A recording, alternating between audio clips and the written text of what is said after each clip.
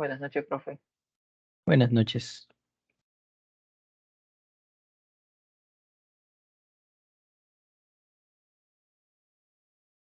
La clase de esta semana correspondiente al curso de biología es tejidos. Tejidos son asociaciones de células. Vamos a dividirnos en tejidos vegetales y tejidos animales. Tejidos vegetales, obviamente propio de las plantas. Podemos dividirlos en dos tipos, en embrionarios y adultos. Los embrionarios también se llaman meristemáticos. Tejidos meristemáticos o embrionarios. ¿Por qué se llaman embrionarios? Porque desde que la planta empieza a germinar, estas células correspondientes a este tejido ya aparecen. Y es que la principal función de este tejido es el crecimiento.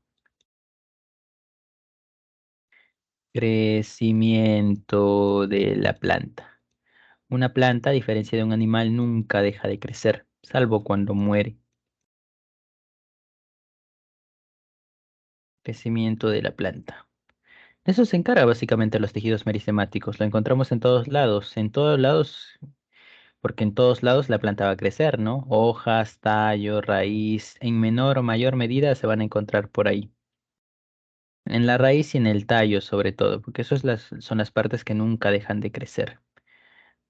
Podemos dividirnos o dividirlos en dos tipos, meristemático primario, llamado también apical.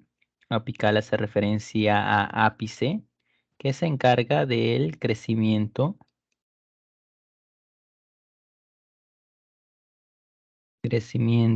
longitudinal.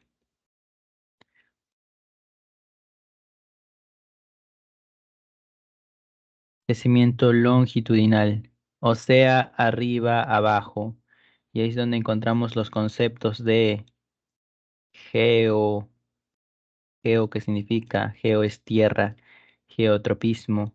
¿Y qué sería geotropismo? Geotropismo, crecimiento hacia la tierra, como el crecimiento que tienen las raíces, ¿no? El crecimiento de las raíces es geotrópico, hacia abajo, hacia la tierra. Y por otro lado tendríamos el fototropismo, crecimiento como lo que tienen la parte superior de la planta. La planta no crece simplemente hacia arriba, sino que crece buscando la luz solar. Es por eso que se llama fototropismo. Foto es de luz y es un crecimiento direccionado hacia la luz, siempre. En el exterior, la luz solar siempre va a estar arriba, ¿no? Por eso crece hacia arriba. Pero si sembramos una planta en un ambiente cerrado, donde la luz solar pase a la planta a través de una ventana, la planta va a crecer en dirección de la ventana. Siempre las plantas van a crecer, van a buscar la luz solar como tal. A eso se le llama fototropismo. Y ambos es parte del crecimiento longitudinal, a cargo del meristemo primario. Por otro lado, tenemos el meristemo secundario o lateral, el cual es básicamente crecimiento lateral, ¿no? O crecimiento en grosor.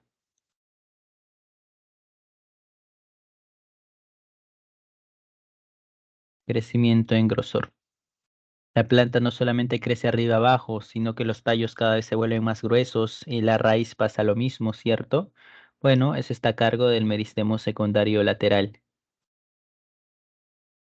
que se va a encargar de componer también el llamado suber, en el que vamos a encontrar dos tipos. Suber no es, sino es cambium. Vamos a ponerlo.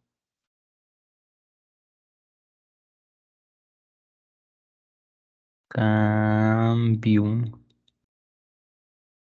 que es un tipo de meristemo secundario, el cual se va a encargar de generar el cambium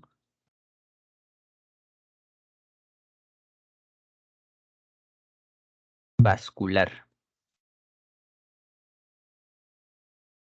y el cambium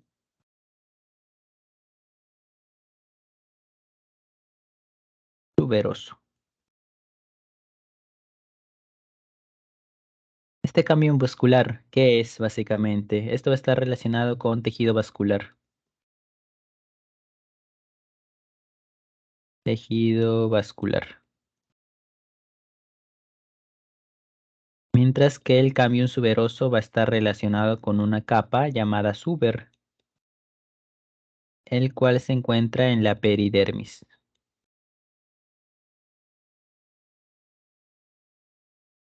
En otras palabras, el meristemo secundario, aparte del crecimiento lateral, se encarga de la formación del tejido vascular y la formación de una de las capas de la peridermis.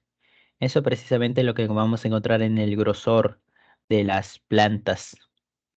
Bien, esto es referente a tejidos meristemáticos. Pasamos a la siguiente diapositiva.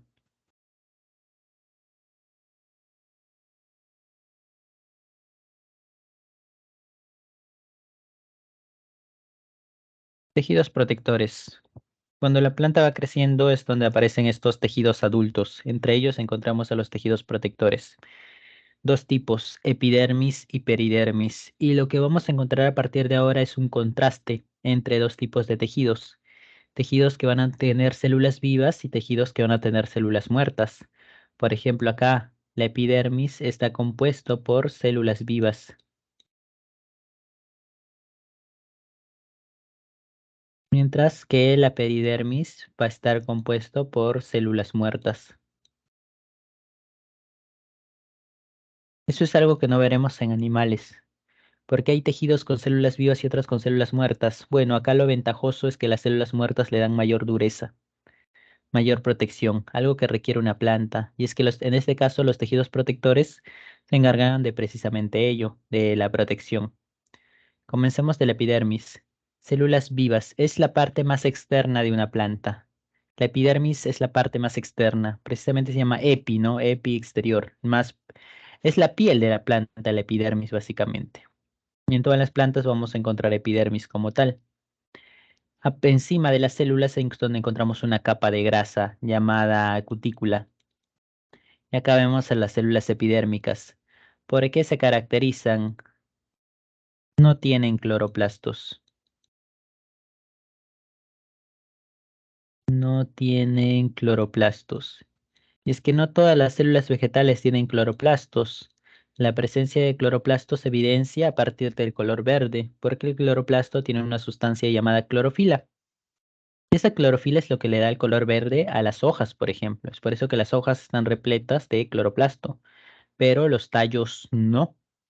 En los tallos, donde está la epidermis, en la raíz también no están repletos, no tienen cloroplasto las células epidérmicas. Dentro de esas células epidérmicas es donde vamos a encontrar un tipo de estructuras, unas estructuras llamadas estomas. Esto de acá se llama estoma.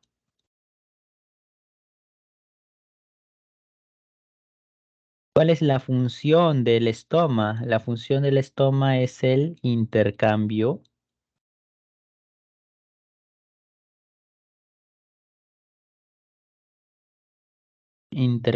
de gases. ¿Cómo cuáles? Los principales, oxígeno, CO2. Por ejemplo, la planta necesita oxígeno para la respiración celular. Así también necesita dióxido de carbono para la fotosíntesis. ¿Cómo ingresa a las células de la planta? Bueno, la planta absorbe esos gases a través del estoma. Es su manera de respirar. Asimismo, el producto de la respiración celular es el CO2 y el producto de la fotosíntesis es el oxígeno. Entonces la planta debe botar esos gases. Lo hace también a través del estoma. El estoma está compuesto por dos células de este tipo, ¿no? Estas son las células. Esta es una y esta es la otra.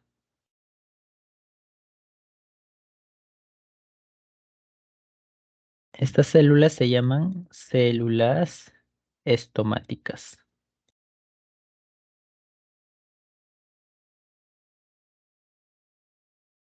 pero también se llaman oclusivas.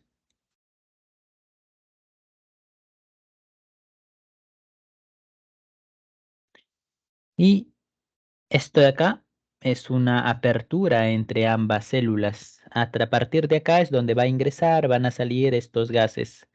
¿Cómo se llama? Se llama ostiolo.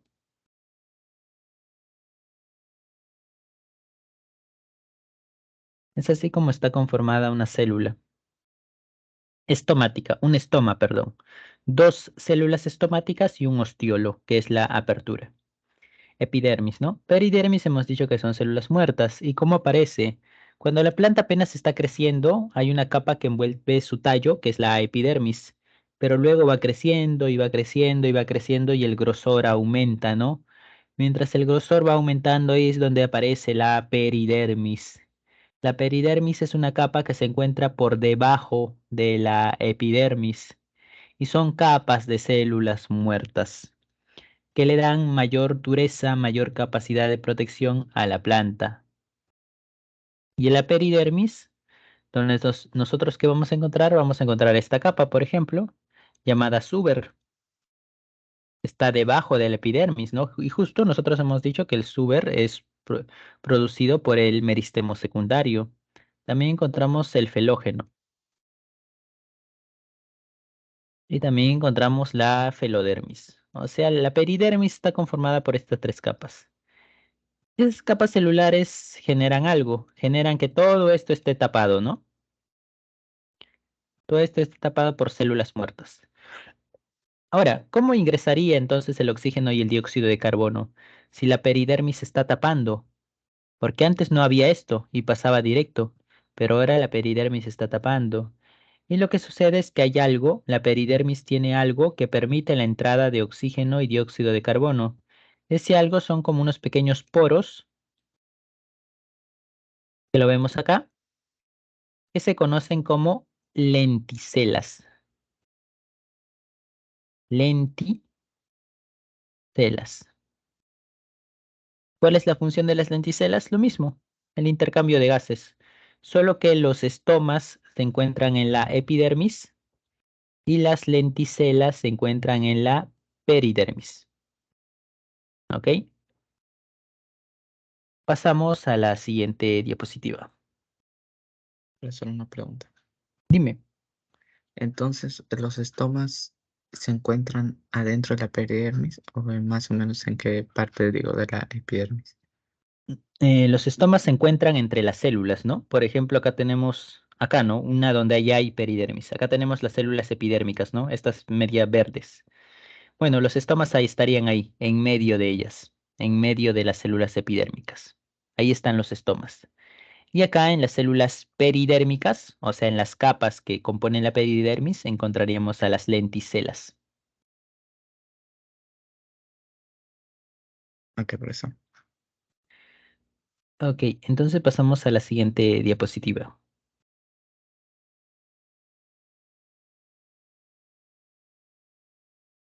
Tejido fundamental es o parénquima. En este caso es más sencillo porque tienen una función en particular. Por ejemplo, parénquima clorofiliano. ¿Por qué se llama así? Porque se caracterizan por la presencia de la clorofila. Y la clorofila se encuentra en un tipo de organelas llamada cloroplastos, ¿no? Cuya función es la fotosíntesis. Por ende, el parénquima clorofiliano, la función principal es la de realizar fotosíntesis. Fotosíntesis. ¿Se encuentra en todas las partes de la planta? No, en la raíz no va a haber parénquima clorofiliano, ¿no? Se encuentra sobre todo en las hojas. O en cualquier parte verde de la planta. Por ejemplo, cuando las plantas apenas van surgiendo, los tallos son verdes, ¿no? Los tallos delgaditos, algunos tallos delgados son verdes. Bueno, eso es porque tiene parénquima clorofiliano, tiene células que se encargan de la fotosíntesis, pero generalmente es en la hoja. Parénquima de reserva. Como su nombre lo indica, se encarga de reservar sustancias. ¿Sustancias como qué? Sustancias como almidón, sustancias como aceites, por ejemplo, sustancias como proteínas. Y es ahí donde tenemos que encontrar, tenemos que recordar a los plastidios que se encargan de esto, ¿no? Por ejemplo, los que almacenan almidón se llaman amiloplastos, aceites, elayoplastos, proteínas, proteinoplastos. Cada parénquima de reserva, dependiendo de lo que precisamente almacene, tiene un plastidio que se encarga de ello.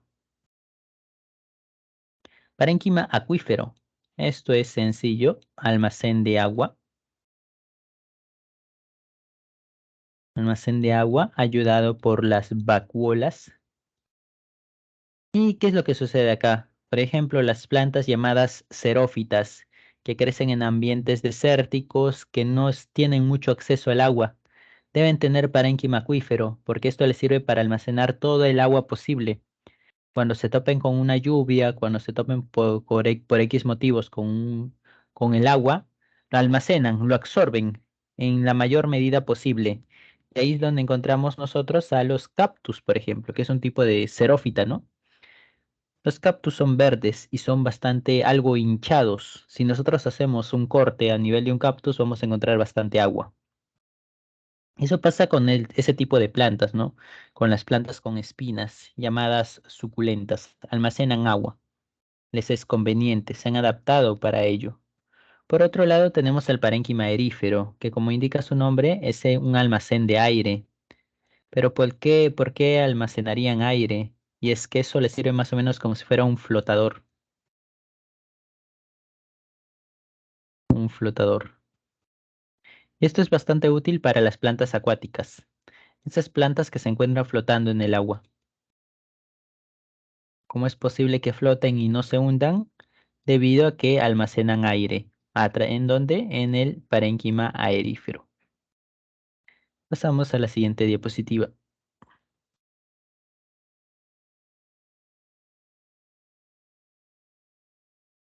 Colénquima, esclerénquima, tejidos de sostén. Son como el esqueleto de la planta, o en otras palabras, el armazón.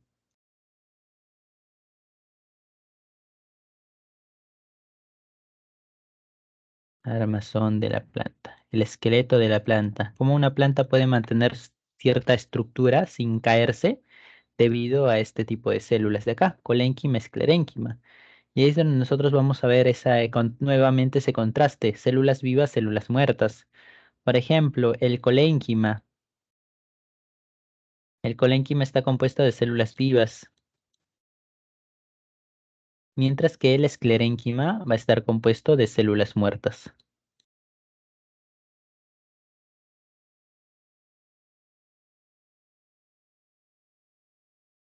Colénquima, ¿dónde lo vamos a encontrar? En estructuras frágiles.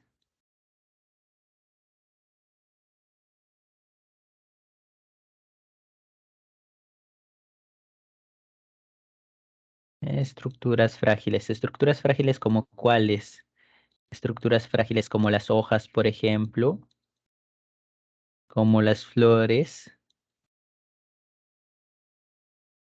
como lo que son los tallos, pero qué tipo de, no cualquier tipo de tallo, sino los tallos herbáceos.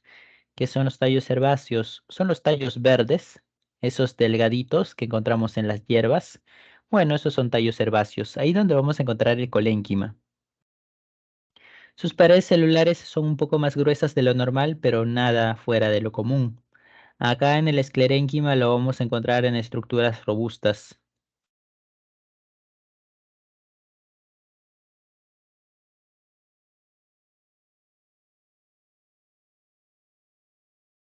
Robustas, estructuras ásperas, como cuáles, como por ejemplo los frutos, como lo que podrían ser también las raíces, y lo que pueden ser también los tallos leñosos. ¿Qué son los tallos leñosos? Ya son esos tallos gruesos, ¿no? Los marrones, los que tienen los árboles. Ahí vamos a encontrar el esclerénquima. Y aparte de ser células muertas, ¿cuál es la característica principal? Que su pared está repleta de lignina, lignificadas. Lignificada significa que tiene este material, lignina. Y haciendo referencia a una pregunta que nos piden en la separata, la pared celular está repleta de lignina.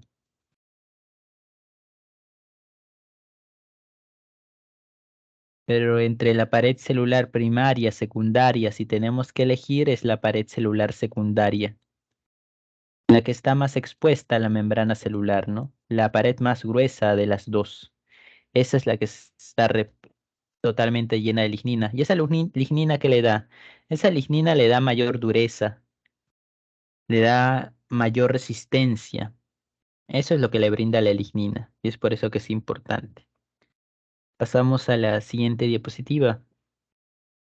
Es una pregunta. Dime. ¿Qué es exactamente la lignina? Un líquido, pero más o menos de qué está compuesto. No califica como polisacárido. Es un tipo de molécula especial que en el polisacárido creo que es un tipo de polisacárido. Es algo parecido a un polisacárido. La cuestión es que le da dureza a a la célula como tal. Y como la célula está muerta, puede estar totalmente repleta de lignina, ¿no? Y no habría ningún problema con eso. Le da dureza a la célula la lignina.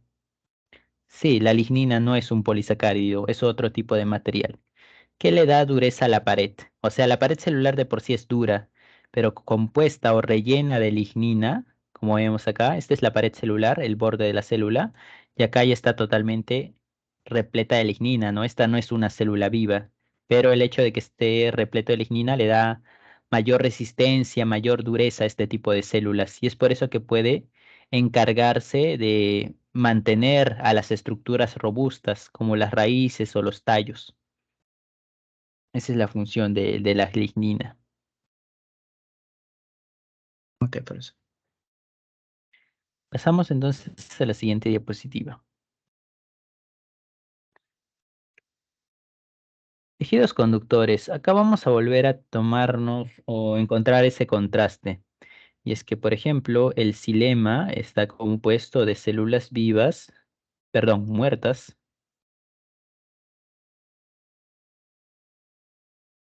y el floema está compuesto de células vivas. Estos tejidos conductores se llaman también vasculares y se encargan del transporte de sustancias. Transporte de sustancias a lo largo de la planta. Y esas sustancias pueden ser dos tipos.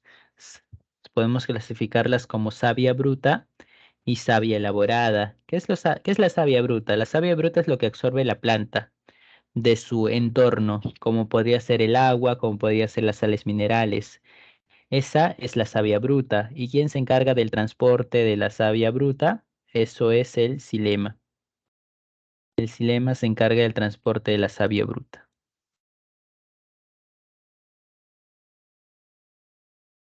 ¿Qué es? Es agua, sales, todo lo que puede encontrarse una planta en su entorno, ¿no? Y lo absorbe.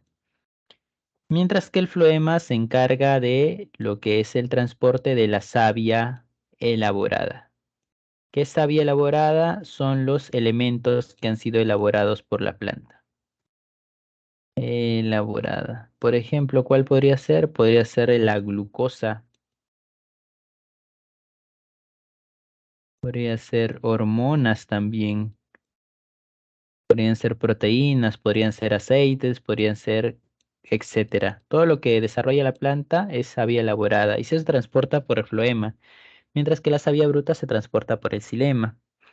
Ahora, el xilema está compuesto por una especie de vasos, células muertas, pero que terminan componiendo vasos. Esos vasos se denominan tráqueas. Elementos de los vasos, bueno, estos se llaman tráqueas. Tráqueas o también se conoce como vasos leñosos, leñosos, tráqueas o vasos leñosos, que es como un sistema de tuberías, ¿no? Que permite el transporte de la savia bruta. También están las traqueidas, que la única diferencia es que son más delgadas. Por otro lado, en el floema está compuesto de ¿qué? Está compuesto de los llamados tubos cribosos, que tienen otro nombre. Se le llama también vasos cribosos, o también se le llama liberianos.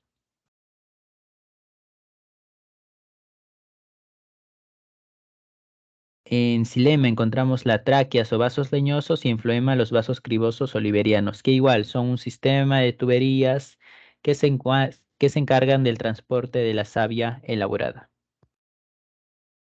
Pasamos a la siguiente diapositiva.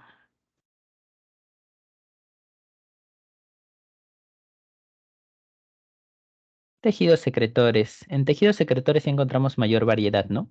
Por ejemplo, los llamados nectarios. los cuales se encargan de la elaboración de algo llamado néctar.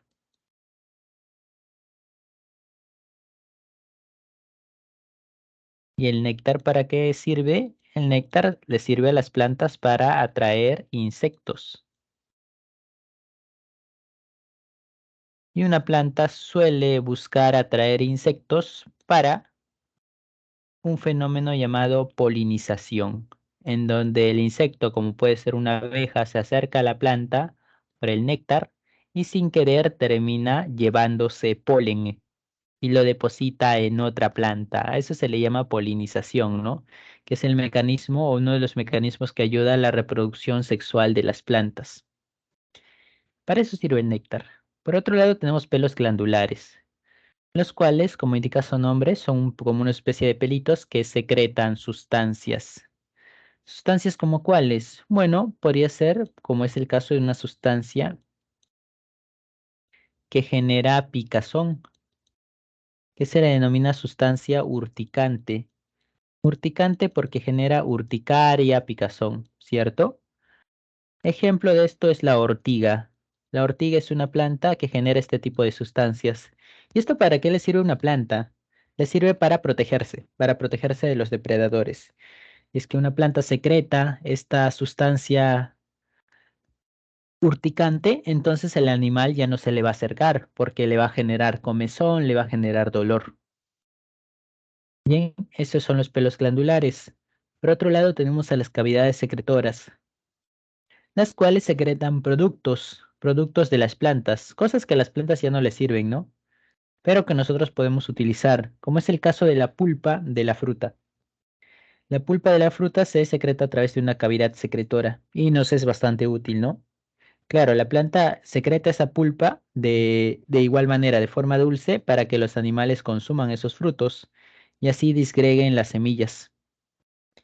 Un fruto se puede dividir de las siguientes maneras: exocarpo, la cual es la capa más externa, la llamada cáscara; mesocarpo, la cual es parte todavía de la cáscara, es como en una mandarina o en una naranja, esa cubierta blanca; mientras que el endocarpo es la pulpa.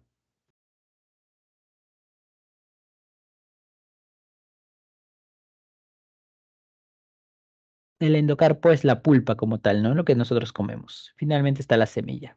Bueno, la pulpa es secretada por la cavidad secretora precisamente, producida por la cavidad secretora.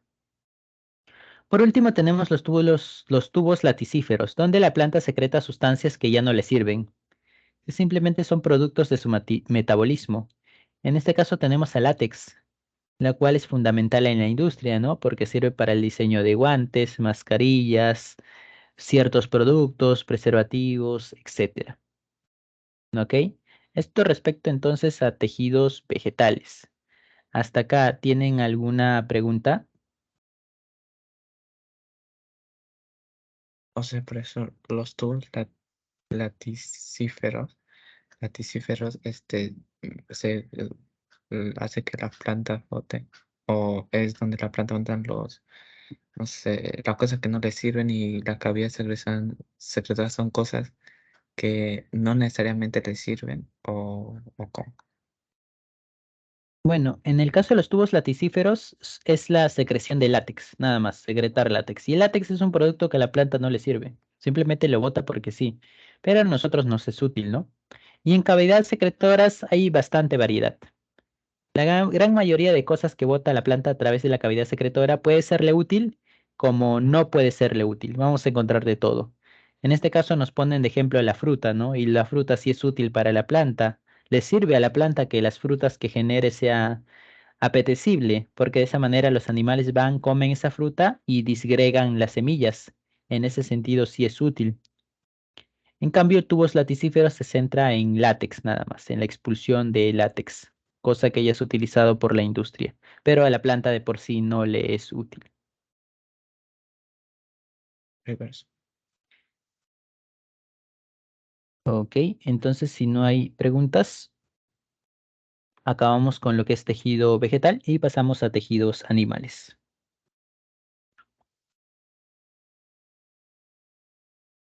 Profe, una consulta. ¿Todas las plantas Dime. tienen tubos laticíferos?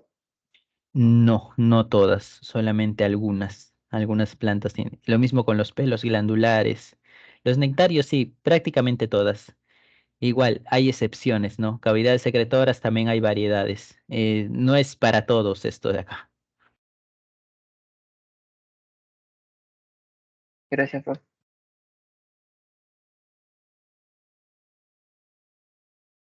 Pasamos entonces a lo que es tejidos animales. La diferencia principal entre tejidos animales y vegetales es que en tejidos animales no solamente nos vamos a basar en en células, sino que aparte de las llamadas células, vamos a tener en cuenta algo llamado matriz extracelular. Matriz extracelular, lo cual va a ser fundamental. En plantas no era eso, en plantas simplemente era células, la función de las células y ya está. Acá vamos a tener en cuenta esto, a la matriz extracelular, que son proteínas que se encuentran fuera de la célula. En las plantas no era así, ¿no? En las plantas prácticamente todas las células están juntas. Acá no. Los tejidos animales, a pesar de la variedad, podemos clasificarlos en cuatro tipos, en donde se encuentra el tejido epitelial, tejido conectivo, llamado también conjuntivo, tejido muscular y tejido nervioso. Esos cuatro de ahí van a rodear todo, van a conformar todo nuestro organismo. Bien, y vamos a hablar de las funciones de los mismos como tal, ¿no? Pasamos entonces a la siguiente diapositiva. Tejido epitelial. ¿Por qué se caracteriza el tejido epitelial? El tejido epitelial, su principal característica es que es avascular. ¿Qué significa avascular? No presenta vasos sanguíneos. Vascular, vaso sanguíneo. Tejido epitelial no presenta vasos sanguíneos, no llegan hasta ahí. Los que sí van a llegar hasta ahí van a ser las neuronas. Por lo tanto, el tejido epitelial es inervado. ¿Qué significa inervado? Que las neuronas sí presenta neuronas, contacto con las neuronas, con los nervios. Es así que hay sensaciones de dolor respecto al tejido epitelial. Aparte de ello, el tejido epitelial hay poca sustancia intercelular. Poca sustancia intercelular. ¿Qué significa eso? No va a haber mucho espacio entre célula y célula. Las células del tejido epitelial casi siempre están todas juntas. Están muy juntas, hay muy poco espacio. O sea, la matriz extracelular de la que acá se habla se encuentra entre las células, ¿no? En ese espacio fuera de las células. Bueno, acá hay muy poco. Acá las células están muy juntas. Y es que están pegadas las células, están pegadas entre sí y descansan sobre algo llamado membrana basal.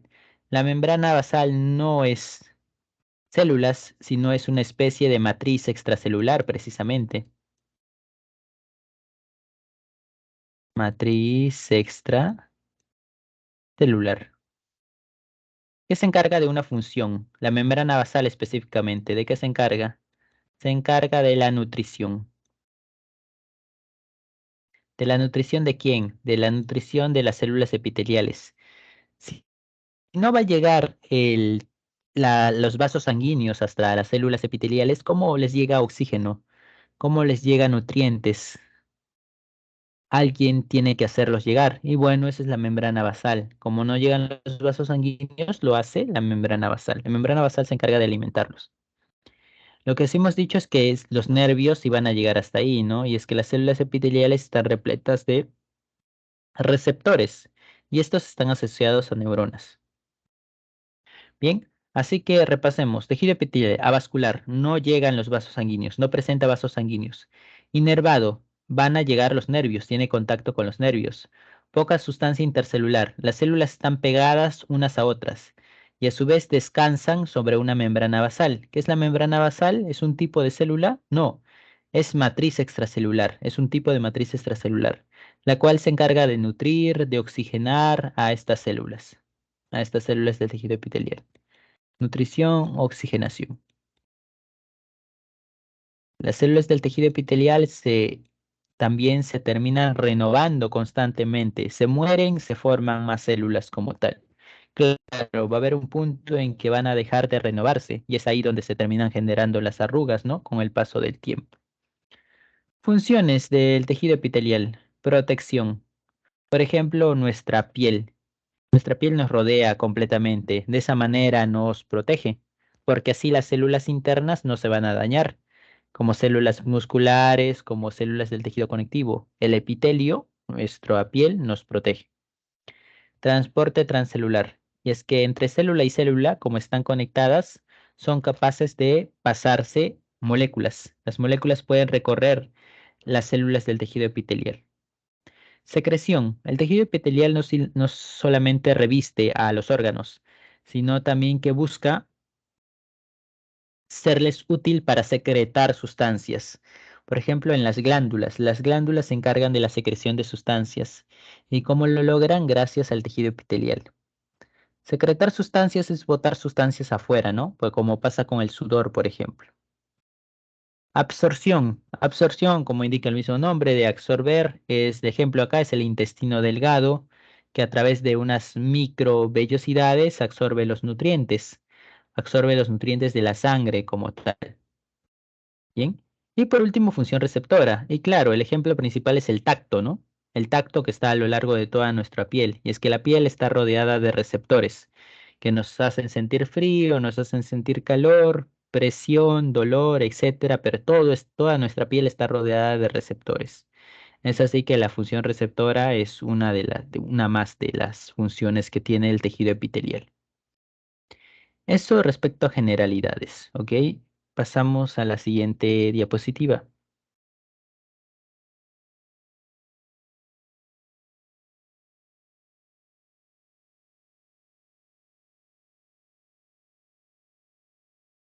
Clasificación. ¿Cómo clasificamos a las células del tejido epitelial? Podemos clasificarla en dos tipos para empezar.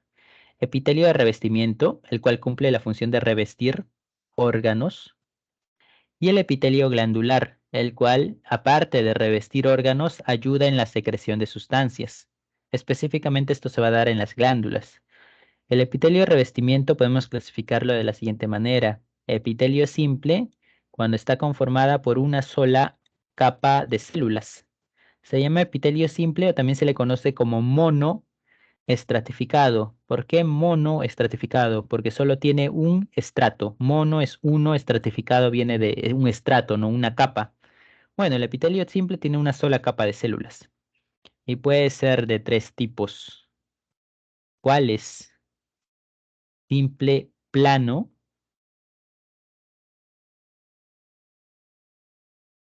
epitelio simple cúbico,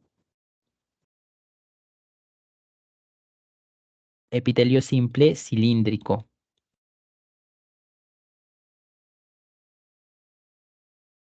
Completaremos de una vez. También tenemos el caso del epitelio simple, epitelio ya no, que no es simple, sino que es pseudo estratificado. ¿Por qué no se le dice simple? Porque acá es una capa de células, ¿no? Y es bastante notorio que es una capa de células nada más. En cambio acá, en el microscopio, parecía que no había una sola capa, sino que había varias capas de células, dos por lo menos. Sin embargo, posteriores estudios llevaron a la conclusión que no eran dos capas de células, solo que las células eran de diferente tamaño y por eso se veían de esta manera. A eso se le conoce como pseudo porque parece estratificado. Parece que tiene varias capas, varios estratos, pero no es así.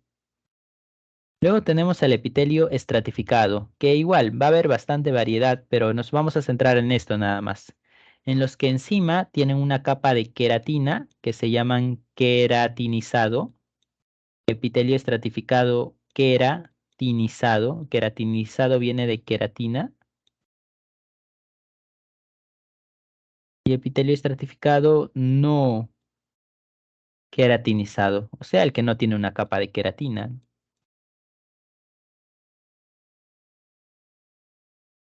¿Dónde los vamos a encontrar? Epitelio simple plano, lo encontramos en los alveolos. Alveolos, los alveolos que se encargan del intercambio de gases. El intercambio de gases como tal. de lo que es el pase del oxígeno a los pulmones, de lo que es el pase del dióxido de carbono hacia nuestra tráquea para que la expulsemos. En los alveolos los encontramos. El epitelio cúbico, ¿dónde lo encontramos? Lo podemos encontrar en los ovarios,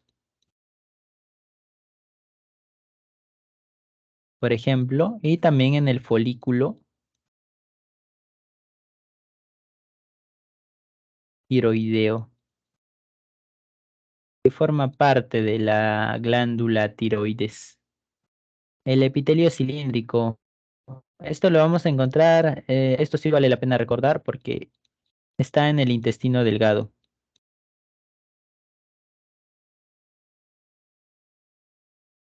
Claro, en el intestino delgado, aparte del epitelio el epitelio simple cilíndrico, vamos a encontrar microvellosidades que ayudan en el proceso de absorción, ¿no? La absorción de nutrientes. El pseudoestratificado, para no hacernos problemas, está en el tracto respiratorio. Tracto respiratorio. ¿Qué es tracto respiratorio? Desde las fosas nasales hasta la tráquea. Por ejemplo, en la laringe, en la tráquea. Ahí encontramos epitelio pseudoestratificado. El epitelio estratificado no queratinizado, ¿dónde lo encontramos? Lo encontramos en la cavidad bucal.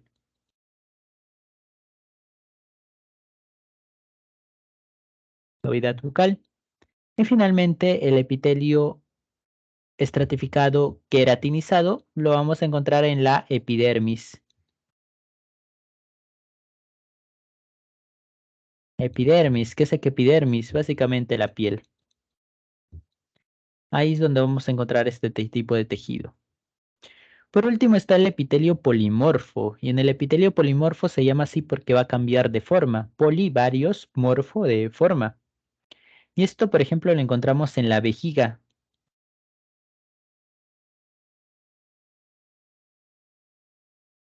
Y va a cambiar de forma dependiendo del estado en el que se encuentre la vejiga. Por ejemplo, si la vejiga está repleta de orina, va a haber una presión por parte de la orina a las células que se encuentran ahí. Y bueno, el tejido epitelial se va a aplanar, como pasa acá, ¿no? Distendido, se aplana. ¿Por qué se aplana? Por la misma presión de la orina, porque la vejiga está llena de orina. Ahora, ¿qué pasa cuando la orina se libera y la vejiga está libre de orina? Ya no va a haber presión. Y como no va a haber presión, las células de este estado planar van a pasar a un estado transicional, donde son mucho más grandes, ¿no? Y ya no hay esa presión por parte de la orina, al menos en la vejiga. Ese es el tipo de epitelio de revestimiento. En cuanto al epitelio glandular, como indica su nombre, se encarga de estar alrededor de las glándulas, ¿no? Y cumplir un papel en la secreción. Y hay dos tipos de secreciones, endocrina y exocrina. Endo, dentro. ¿Dentro de dónde? A través de la sangre.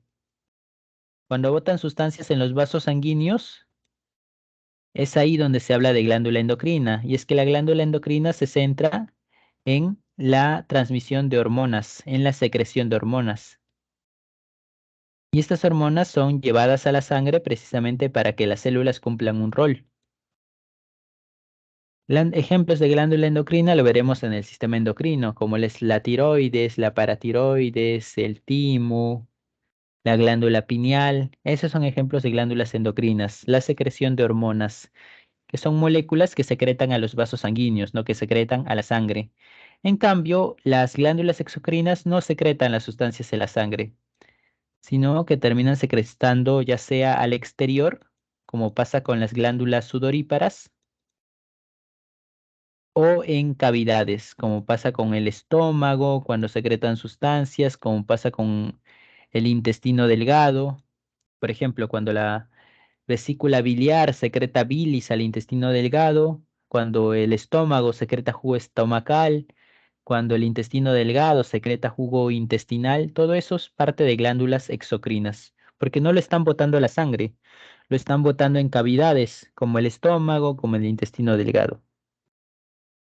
Bien, ellos están compuestos por epitelio glandular. Y por último tenemos el término glándula mixta. Glándula mixta se refiere a que por una parte va a secretar sustancias a la sangre, como pasa con las hormonas. Eso sería la parte endocrina. Y por otro lado, la glándula mixta secreta sustancias en cavidades. Eso sería la parte exocrina. Ejemplo de glándula mixta, ¿cuál sería? Eso es el páncreas. Es que el páncreas tiene un grupo de células que secretan jugo pancreático, que está conformado por enzimas digestivas que te degradan azúcares, que te degradan proteínas. ¿A dónde secreta eso? Lo secreta al duodeno, o sea, a la parte inicial del intestino delgado. Por otro lado, el páncreas también tiene la capacidad de secretar insulina, secretar glucagón, dos hormonas fundamentales, y eso terminaría siendo la parte endocrina. Es así que las glándulas mixtas tienen ambas partes. Otro ejemplo serían los testículos, que secretan hormonas como la testosterona, parte endocrina, y secretan el semen, la parte exocrina, porque lo bota al exterior. Bien, esos serían ejemplos entonces de glándula mixta. Y lo referente a tejido epitelial. ¿Hasta aquí alguna pregunta, alguna duda, algo que no haya quedado claro? Profesor, ¿qué era matriz extracelular? Matriz extracelular son un conjunto de proteínas que van a ayudar en la conformación del tejido. Por ejemplo, la membrana basal, ¿no? Es un tipo de matriz extracelular. ¿En qué ayuda? Ayuda a nutrir a las células epiteliales.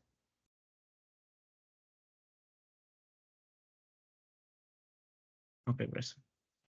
Bien, ¿alguna pregunta más?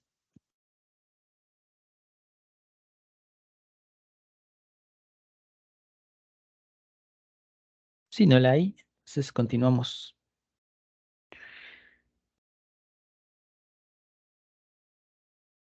Tejido conectivo o conjuntivo. Como indica el mismo nombre, su función principal es la conexión. Mantener conectados a todo el resto de tejidos. Y es que el tejido conectivo rellena nuestro cuerpo, es el que va a tener mayor variedad también. Este tejido conectivo ya es vascular, o sea, los vasos sanguíneos sí van a llegar hasta él. También es inervado, o sea, va a tener contacto con los nervios. Y a diferencia del otro, acá hay abundante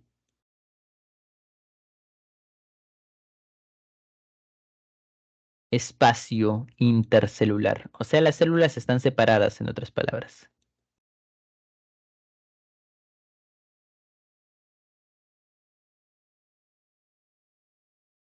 Abundante espacio intercelular. Por ejemplo, viendo la imagen de acá, tenemos lo siguiente. Por acá hay células, células plasmáticas, mastocitos, histiocitos, y vemos que están muy separadas. Y en medio estas líneas de acá. ¿Qué son estas líneas? Estas líneas de acá son las llamadas fibras. Y es que la matriz extracelular está compuesta de fibras. Fibras llamadas elásticas, fibras llamadas colágenas, fibras llamadas reticulares.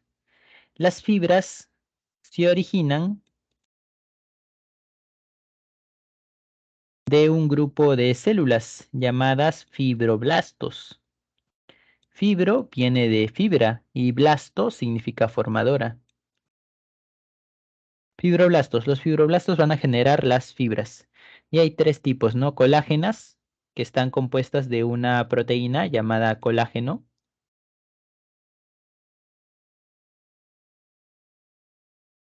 Elásticas, que están compuestos de una proteína llamada elastina. Y reticulares, que están compuestos de una proteína llamada reticulina.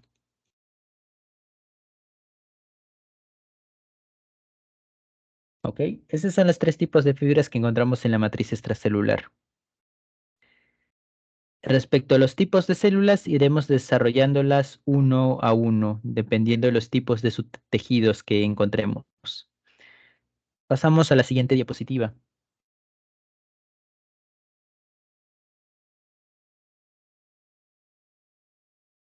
Hay mucha variedad de tejidos acá, a diferencia del tejido epitelial. Y así que, por ejemplo, tenemos al tejido conectivo embrionario, que se llama así porque esto solamente lo encontraremos en la etapa embrionaria del ser humano, o sea, cuando se encuentra en el vientre de la madre.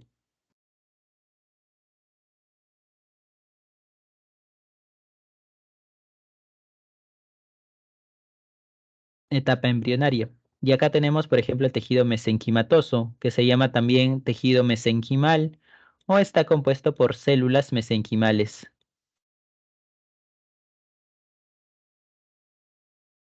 Mesenquimales. ¿Cuáles son las funciones del tejido mesenquimal, mesenquimatoso o células mesenquimales?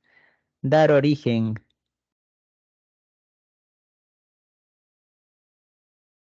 a las células del tejido conectivo.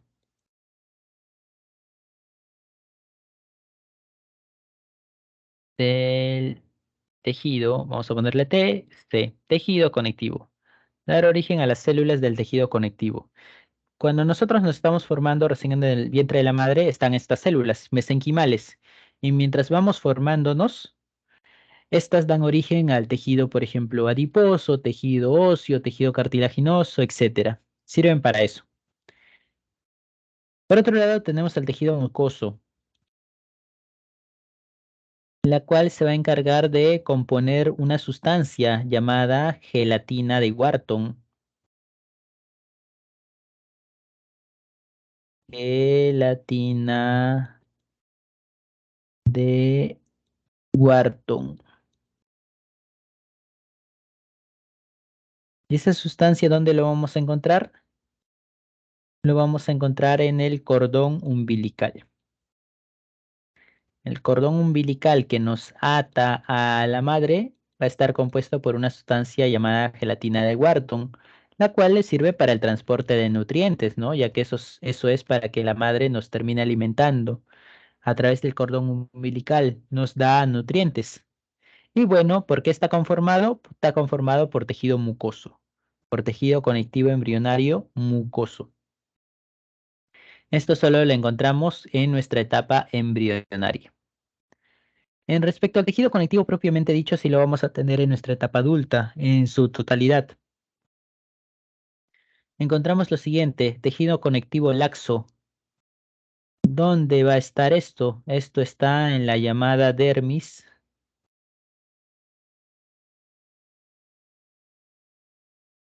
superficial.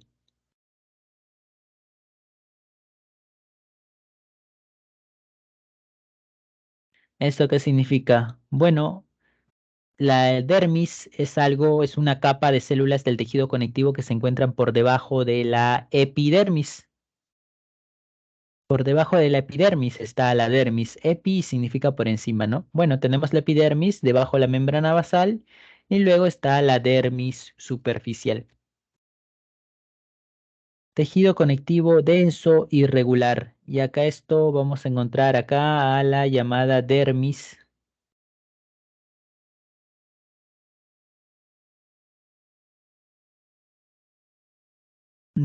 profunda. Y es que, ¿qué ocurre?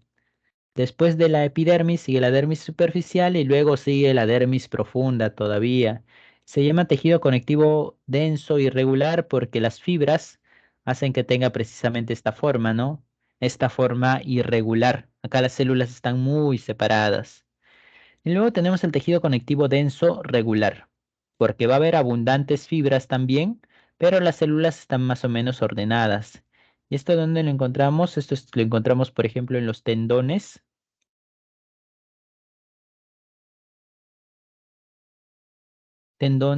y ligamentos.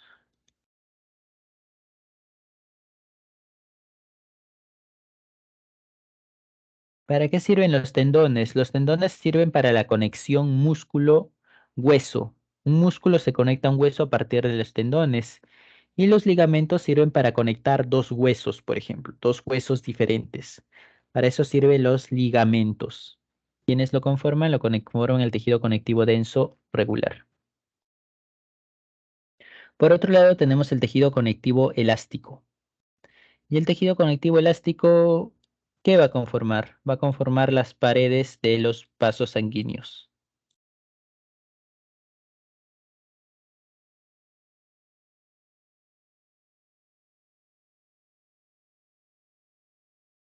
Vasos sanguíneos, arterias y venas. Ambos están compuestos por tejido conectivo elástico. Bien, esto respecto entonces al tejido conectivo propiamente dicho. Pasamos a la siguiente diapositiva.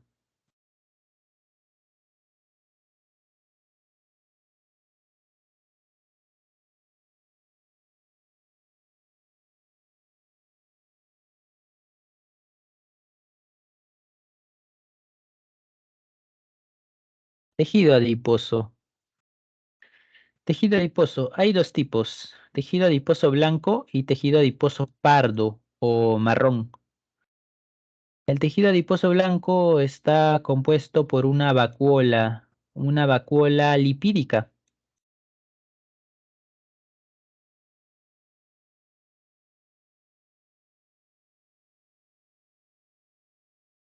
Vacuola lipídica como tal. Y acá vamos a encontrar lo que son gotículas de grasa. Gotículas, que son como gotas, pero pequeñas. Gotículas de grasa.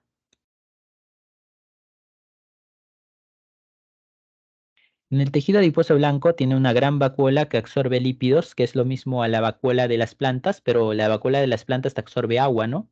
Bueno, acá te absorbe grasas. Y la función del tejido adiposo es almacenar grasas precisamente. Almacenar lípidos, almacenar grasas.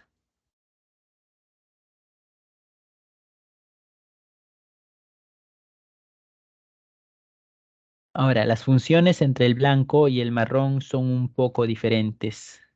Porque, para empezar, el blanco lo encontramos, por ejemplo, en nosotros, ¿no? Podemos decirlo en adultos. Y se encarga de qué cosa? De generar energía. A partir de esta grasa se genera energía. Se genera energía.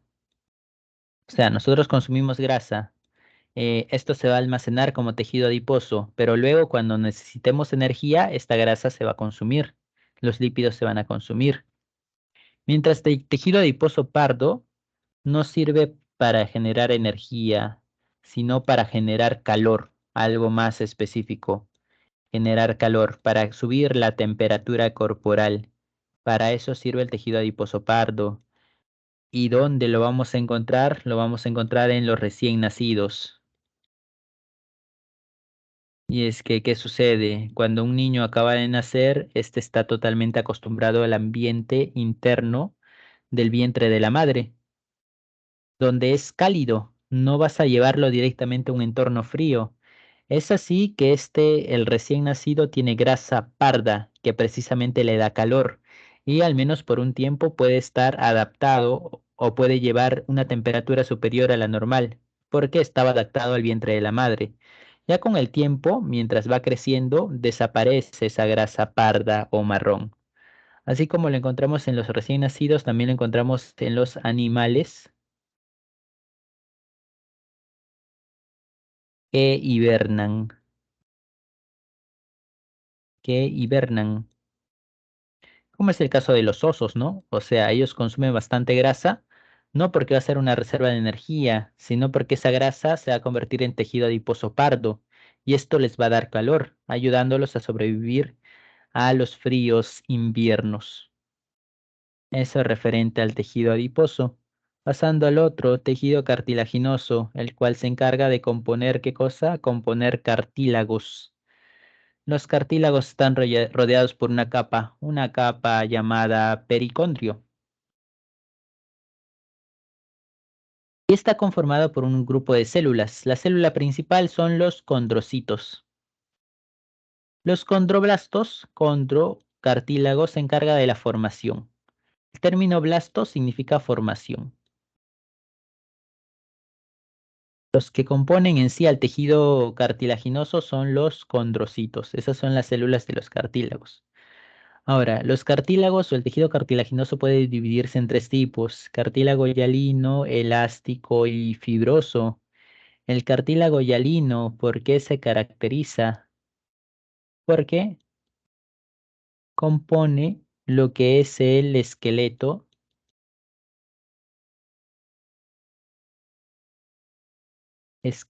fetal, llamado también primer esqueleto. Y es que, ¿qué sucede? Cuando nos vamos formando dentro del vientre de la madre, no desarrollamos directamente materia ósea, sino que se desarrolla cartílago primero. Y ya luego la materia ósea va reemplazando al cartílago.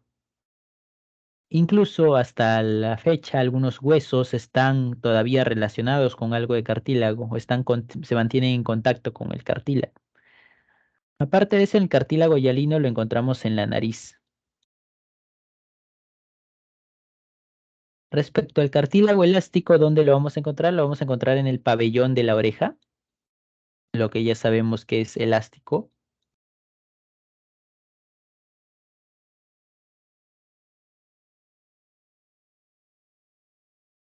Pabellón de la oreja. Y aparte también lo encontramos en la tráquea.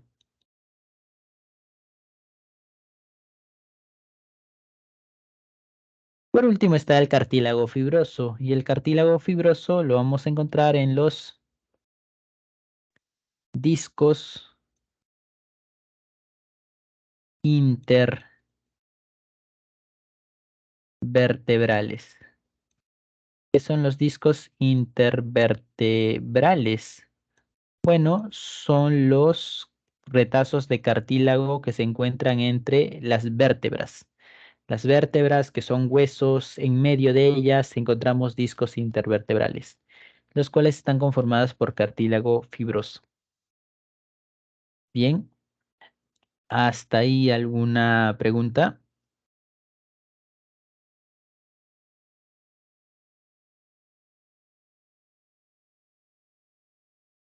Si no hay ninguna, entonces pasamos a la siguiente diapositiva.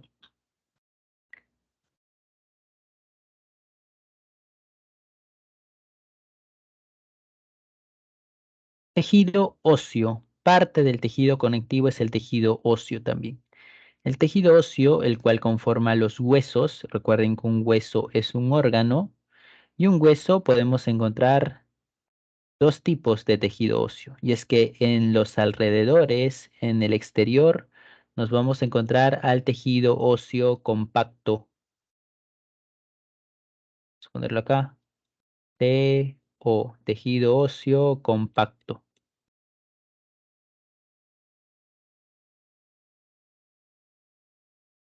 Donde vamos a encontrar sustancias donde vamos a encontrar precisamente matriz extracelular, la cual está compuesta ¿por qué? Está compuesta, por ejemplo, por fosfatos y calcio, o fosfato de calcio directamente, fosfato de calcio.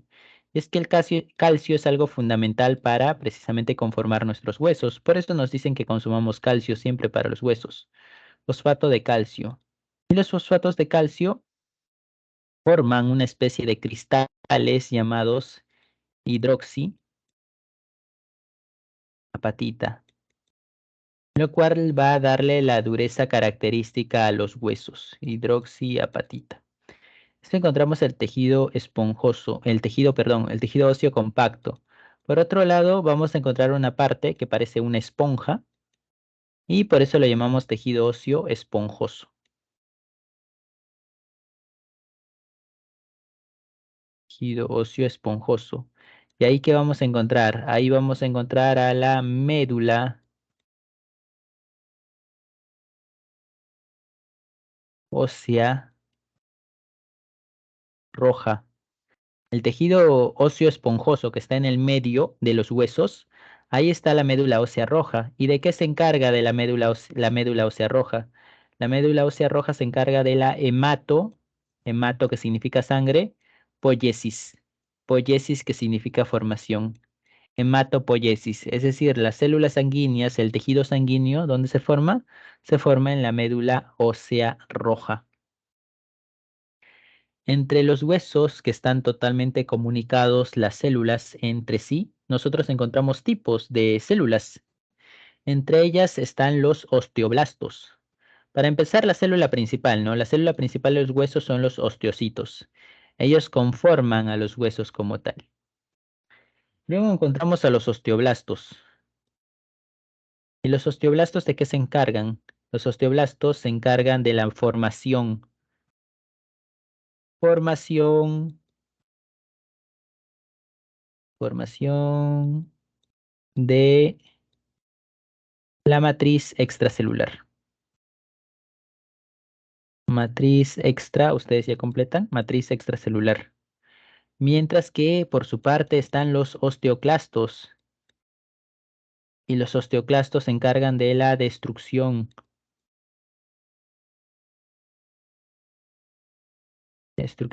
de matriz extracelular.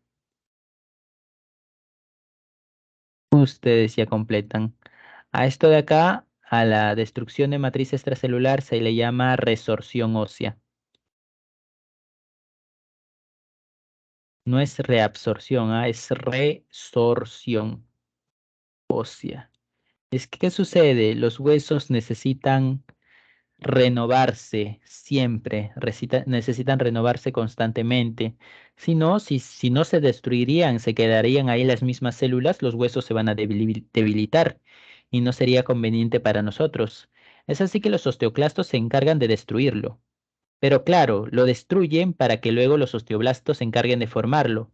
Y de esa manera ambos participan en la renovación de tejido óseo. Y está totalmente equilibrado. Claro, el equilibrio se puede romper. Por ejemplo, cuando nosotros estamos creciendo, en pleno crecimiento, ¿quién va a trabajar más? Va a trabajar más los osteoblastos, porque los huesos necesitan ser más grandes, necesitan ser más robustos. Por lo tanto, se requiere formar mayor cantidad de matriz extracelular. Por otro lado, si estamos en etapa de envejecimiento, los huesos pierden su capacidad, su resistencia, ¿no? ¿Debido a qué? Debido a que los osteoclastos trabajan y van destruyendo matriz extracelular. Pero no lo destruyen porque sí, lo destruyen debido a que nosotros necesitamos calcio. Siempre en la sangre tiene que haber calcio. Por ejemplo, si consumimos bastante calcio, ¿qué es lo que hace nuestras células? Los osteoblastos agarran ese calcio para empezar con ayuda de la calcitonina, pero lo usan para que se forme mayor masa ósea, ¿no? Mayor cantidad de tejido óseo.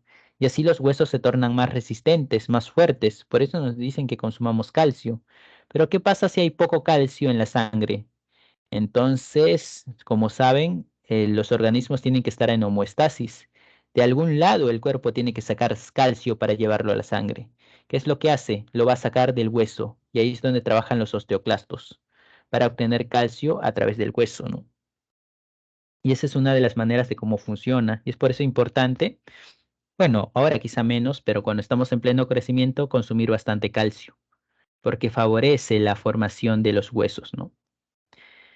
Eso es tejido óseo. Y respecto al tejido sanguíneo, está conformado por tres tipos de células. Glóbulos rojos, llamados también, vamos a cambiar el color acá, llamados también eritrocitos,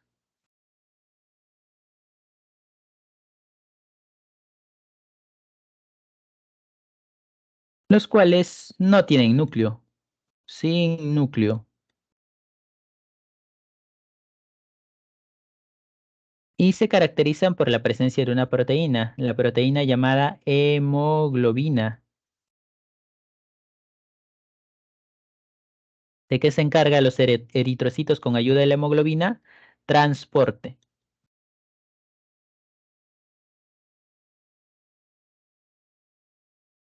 Transporte de oxígeno.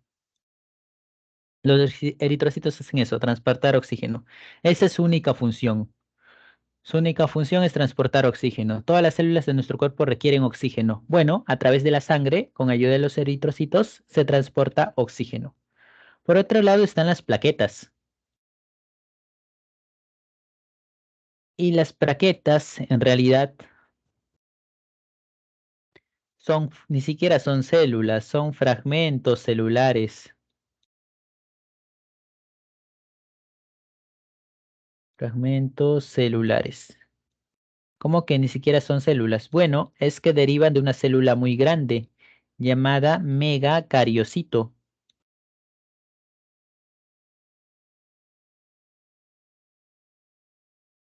El megacariocito, que es una célula gigante, se va a romper en varios fragmentos. Y bueno, esas son las plaquetas.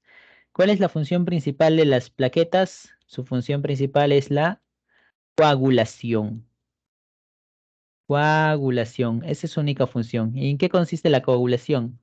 Bueno, cuando nosotros nos sale sangre por X corte, nuestro cuerpo tiene un mecanismo que evita la pérdida de sangre. Esa es la coagulación. Las plaquetas se van a juntar junto con una proteína bastante importante llamada fibrina, y ambos van a construir un coágulo, que es una especie de tapón que evita la pérdida de sangre. Hay excepciones donde esto no puede ocurrir en las personas hemofílicas, que se caracterizan debido a que no se forma fibrina. Y es que en las personas con hemofilia, con esta enfermedad llamada hemofilia, no se va a generar una proteína llamada tromboplastina. No se genera la tromboplastina y por lo tanto no hay coágulo. La persona puede llegar hasta morirse con un pequeño corte porque la sangre no va a dejar de salir. Eso respecto a las plaquetas. Y por último tenemos a los glóbulos blancos. Glóbulos blancos llamados también leucocitos. Acá vale hacer una aclaración. Estos de acá son los leucocitos, no eritrocitos. Y vamos a tener a los siguientes. Vamos a tener a los neutrófilos, eosinófilos, basófilos, monocitos, linfocitos. Bueno, estos cinco de acá, ¿no? Por ahora estos cinco de acá. Los neutrófilos, función de los neutrófilos, vamos a poner primera línea de defensa, primera línea de defensa. Y es que los leucocitos se van a especializar en defendernos, se van a especializar en el sistema inmune. Cuando algo ingresa a nuestro cuerpo, ellos van a buscar destruirlo. Esta es la primera línea de defensa. O sea, cuando algo ingresa a nuestro cuerpo, bacteria o virus, los primeros que van a actuar van a ser los neutrófilos. Eosinófilos. Los eosinófilos actúan cuando hay parásitos. Cuando hay parásitos de por medio. ¿Parásitos como cuáles? Parásitos como gusanos, lombrices, helmintos en general. Cuando tenemos eso, aparecen los eosinófilos. Basófilos, relacionadas con alergias.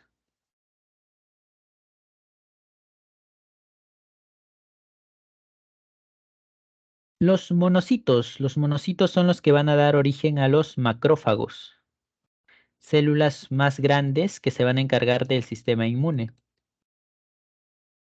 Y los linfocitos, ¿de qué se van a encargar los linfocitos? Los linfocitos son las estrellas principales del sistema inmune. Hemos hablado del linfocito T4, por ejemplo, en la infección del VIH. Bueno, es porque el linfocito es quien se encarga principalmente del sistema inmune. Vamos a tener dos tipos, linfocitos T y linfocitos B.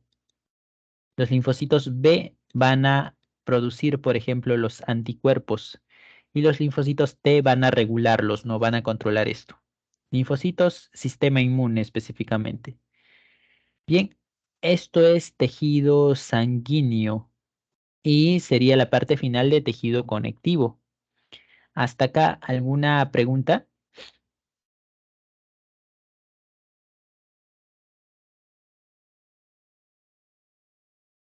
Por eso una pregunta. Dime. Leucocito sería sinónimo de glóbulos blancos. Sí, exacto. Leucocito, glóbulo blanco.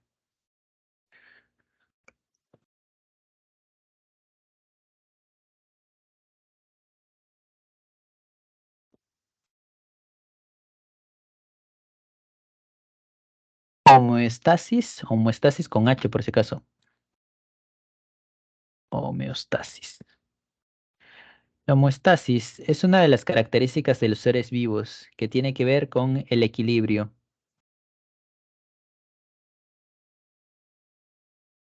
Equilibrio como cuáles? Equilibrio de algunos aspectos como pueden ser, por ejemplo, la temperatura, como pueden ser, por ejemplo, la presión, como puede ser, por ejemplo, el pH, puede ser la glucosa en la sangre, el calcio en la sangre. O sea, todas esas características tienen que mantenerse en equilibrio, ni mucho ni poco. Si es mucho, va a afectar, si es poco, va a afectar. Eso es la homeostasis, que se encarga de eso, ¿no? Equilibrio. Homeo significa equilibrio como tal. Es una de las características de los seres vivos que requieren ese equilibrio para poder sobrevivir. Profesor, Pasamos, qué era dime, el megacariocito? el megacariocito. Ah, el megacariocito es una célula grande. Voy a ponerlo acá, porque creo no se notó bien. Megacariocito es una célula grande, una célula sanguínea, que por un proceso se va a fragmentar en células pequeñas, en fragmentos celulares, no son células, en fragmentos celulares. Y esos fragmentos celulares son las plaquetas. Las plaquetas, su única función es la coagulación, ¿no? Cuando hay una herida en un vaso sanguíneo, las plaquetas se van a juntar, se van a juntar, se van a juntar y van a crear una especie de tapón, lo cual impide la salida de la sangre. Eso con ayuda de una proteína. Esa proteína es la fibrina. Esa es la función del megacariocito, ¿no? Dar origen a las plaquetas. Ok, profesor.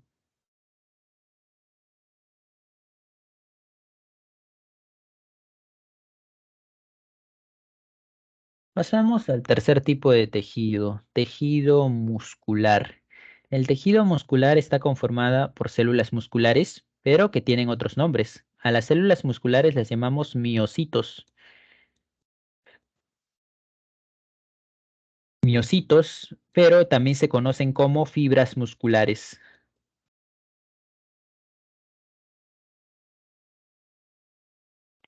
Fibras musculares. Y es que, ¿qué sucede?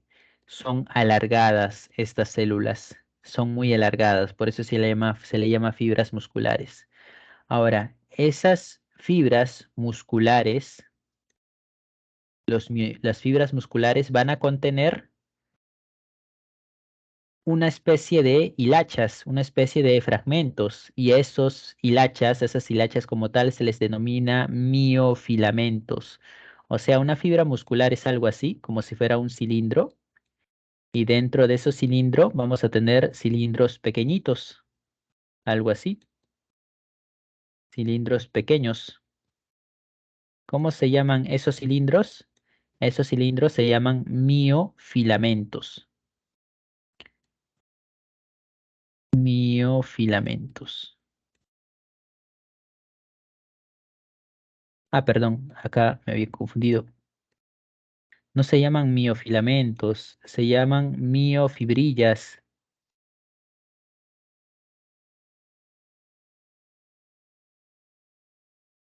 Miofibrillas.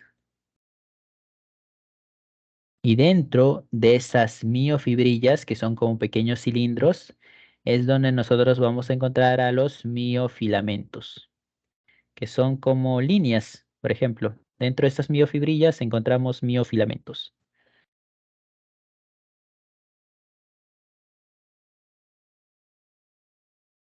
Miofilamentos. Es decir, a ver, vamos a poner, la fibra muscular es un cilindro grande, ¿no? Un cilindro grande como tal. Dentro del cilindro grande vamos a encontrar cilindros pequeños. Esos cilindros pequeños, ¿cómo se llaman? Se llaman miofibrillas. Por ejemplo, acá tenemos cuatro cilindros pequeños, alargados también, se llaman miofibrillas.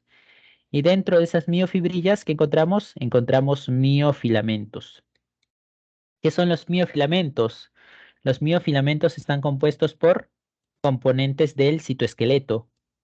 Y es que recordarán a los filamentos de actina, por ejemplo, o a los microfilamentos. Bueno, acá vamos a encontrar ello, pero va a estar compuesto por dos componentes, los llamados actina y miosina. A la actina ya la hemos conocido.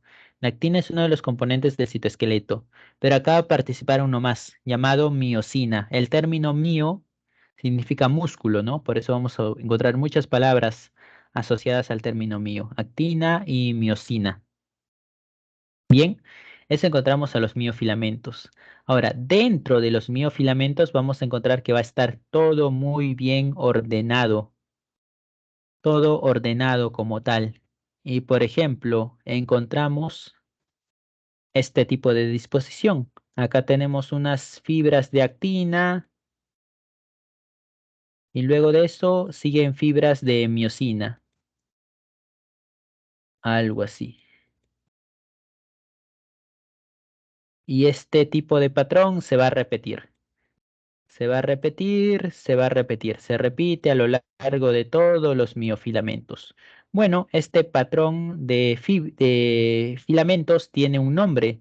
¿Y cómo se le denomina? Se le denomina sarcómero.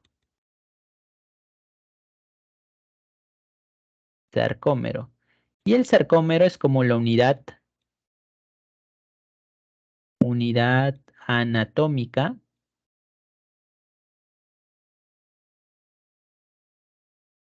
anatómica de los músculos.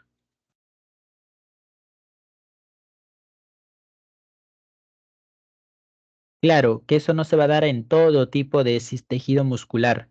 Los sarcómeros se van a encontrar en el tejido muscular estriado, solo en el estriado. En el liso no va a ser así. Y eso es lo que va a desembocar en la forma, ¿no? Por ejemplo, esto genera, la presencia de sarcómeros genera esa forma cilíndrica del que estamos hablando, y eso lo encontramos en el tejido muscular estriado esquelético, tejido muscular estriado cardíaco, pero en el liso, ven, ya no es esa forma, ya no es esa forma cilíndrica. ¿Por qué? Porque solo los sarcómeros o este patrón de bandas, este patrón de filamentos, solo es propio del estriado. Ahora, ¿por qué está compuesto el sarcómero? El sarcómero está compuesto, se les conoce a esto como bandas, banda I, banda A y banda I. Luego que le sigue otra banda A, luego otra banda I, o sea, se repite a lo largo de todo el tejido muscular. Eso es lo que nosotros vamos a encontrar. En medio de la banda A, nosotros nos vamos a topar con esto de en medio. Esto de en medio está conformado por, se denomina banda H. En otras palabras, banda I y banda A, ¿qué se refiere? A este conjunto, ¿no? A este conjunto se llama banda I, este conjunto se llama banda A como tal. ¿Por qué está compuesto? Está compuesto por filamentos de actina, filamentos de miosina. Solo que llevan esos nombres porque parecen estructuras repetidas, que se repiten a cada uno. Un sarcómero está compuesto por dos bandas I y una banda A. En el medio está la banda H. La cuestión, algo que me olvidé de mencionar, es que la función principal del tejido muscular es la locomoción, o en otras palabras, mejor dicho, movimiento. Esa es la función principal del tejido muscular, movimiento. Es así que si los músculos se van a mover, internamente también se va a mover. Y ese movimiento deriva de qué cosa? Deriva de precisamente ejercicios de llamados contracción y relajación. ¿Qué significa contraer? Contraer significa que algo reduce su tamaño y relajarse significa que algo aumenta su tamaño. Contraerse, relajarse, ¿cierto? Bueno, con los músculos pasa eso. Cuando nosotros movemos alguna parte de nuestro cuerpo, va a haber músculos que se van a contraer y otros que se van a relajar. Ahora, estas bandas van a entrar en juego cuando ocurre el proceso de contracción. ¿De dónde deriva este proceso? Repasemos estas cosas de acá primero. Esta es la fibra muscular, ¿cierto? La fibra muscular es una célula, tiene una membrana celular. Esa membrana celular acá le cambiamos de nombre. Ya no le llamamos membrana celular nada más, sino le llamamos sarcolema. ¿Qué es sarcolema? Sarcolema significa membrana celular. Las fibras musculares se caracterizan por tener abundantes mitocondrias, y es que requieren ATP para el movimiento, ¿cierto? Es por eso que se señalan acá las mitocondrias. Son una de las células que más mitocondria tiene. Luego está el llamado retículo sarcoplasmático. ¿Qué es el retículo sarcoplasmático? Esto es el retículo endoplasmático liso. Y es que si recordamos, una de las funciones del retículo endoplasmático liso es la liberación de calcio. Y la liberación de calcio que permite, permite la contracción. ¿Qué es la contracción? Disminuir de tamaño, haciendo, por ejemplo, que estas bandas vayan hacia esta dirección y las de acá vayan hacia esta dirección. Eso es la contracción. Contracción muscular. Se van a mover estas líneas, se van a mover los filamentos de actina y miosina. ¿Quién se encarga de la contracción? El retículo sarcoplasmático. ¿A través de qué? A través de la liberación de calcio.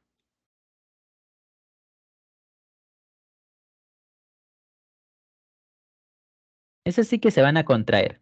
Y al contraerse, se va a reducir el tamaño. Se va a reducir de tal manera que esta banda H va a desaparecer.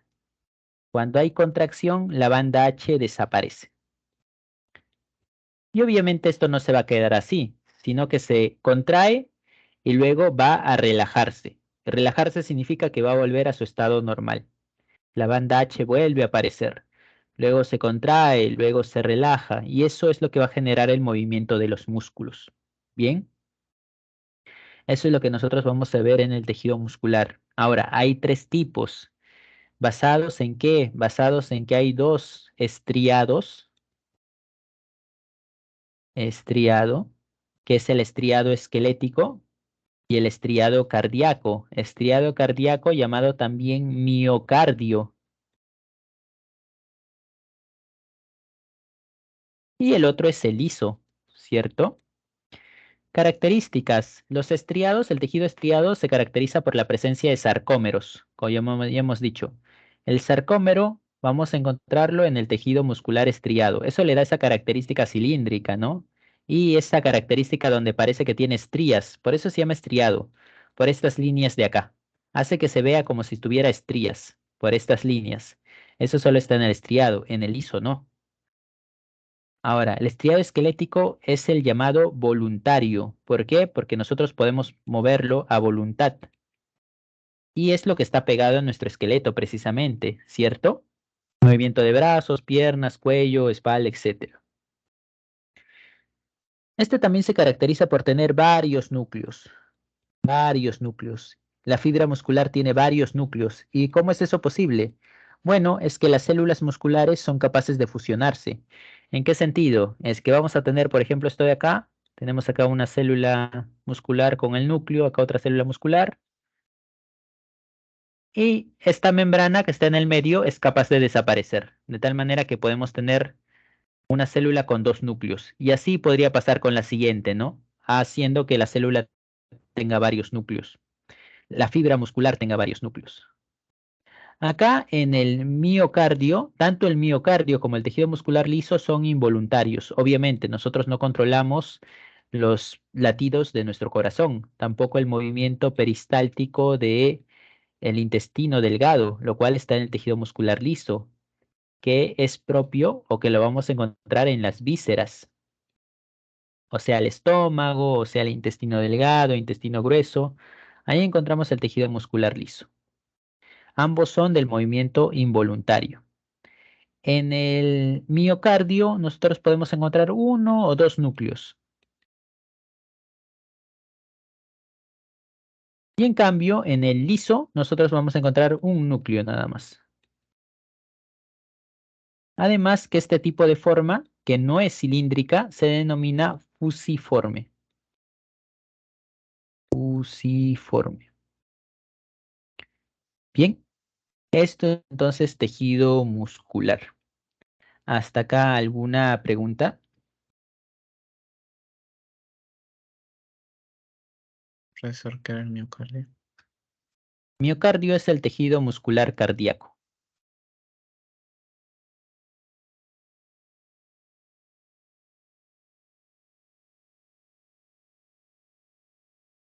Bien, si no hay preguntas, pasamos a la siguiente diapositiva.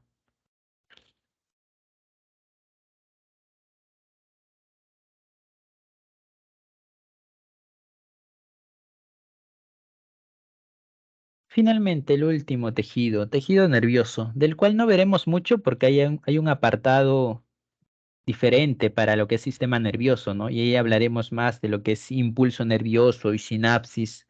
Acá mencionaremos generalidades de las células nomás. Tejido nervioso es función, transmisión del impulso nervioso.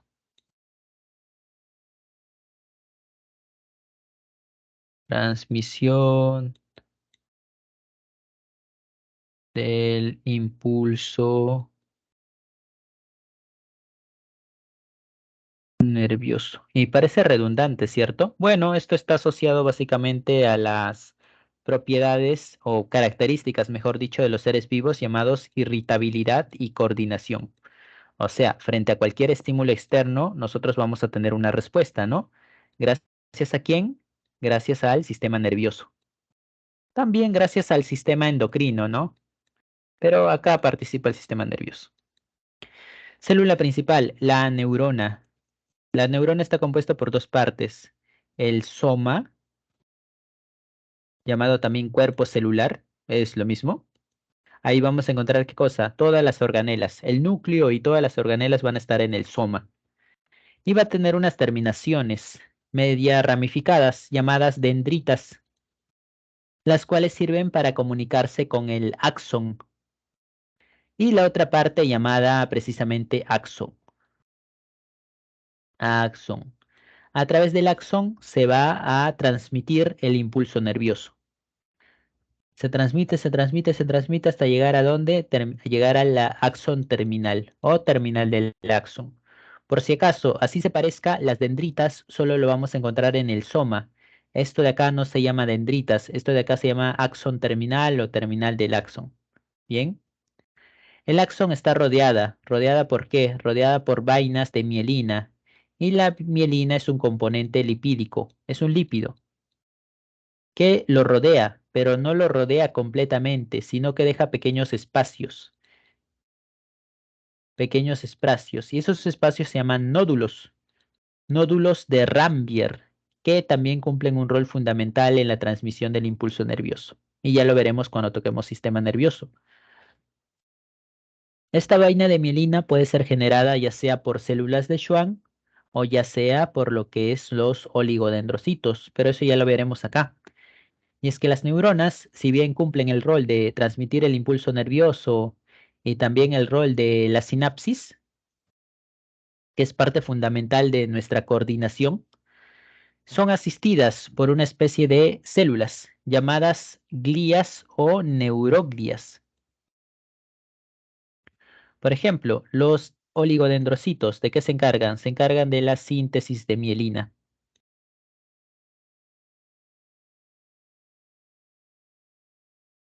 Síntesis de mielina, pero solamente en el sistema nervioso central. Y es que hay dos tipos de sistema nervioso, central y periférico. En el central van a participar los oligodendrocitos, mientras que las células de Schwann también se encargan de lo mismo,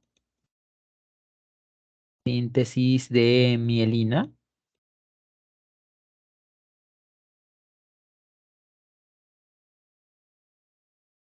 pero esto es en el sistema nervioso periférico. Bien, astrocitos, ¿de qué se encargan? De la nutrición. Es que las neuronas no están conectadas a vasos sanguíneos. Es así que ¿cómo se oxigenan? ¿Cómo reciben nutrientes? Bueno, los astrocitos hacen ello. Los astrocitos que sí están conectados a los vasos sanguíneos se encargan de asistir, nutrir y oxigenar a las neuronas. Microglias. Las microglias son parte del sistema inmune del sistema nervioso. Por lo tanto, su papel es la protección.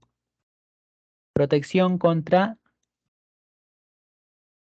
lo que es posibles agentes patógenos, bacterias o virus que puedan infectar nuestro sistema nervioso. Por último, tenemos a las células ependimarias, que se encargan de un rol de tamizaje. es decir, de rellenar espacios. Hay espacios en el cerebro que requieren ser llenados. Bueno, ahí entran las células ependimarias y se encargan de componer el llamado líquido cefalorraquídeo.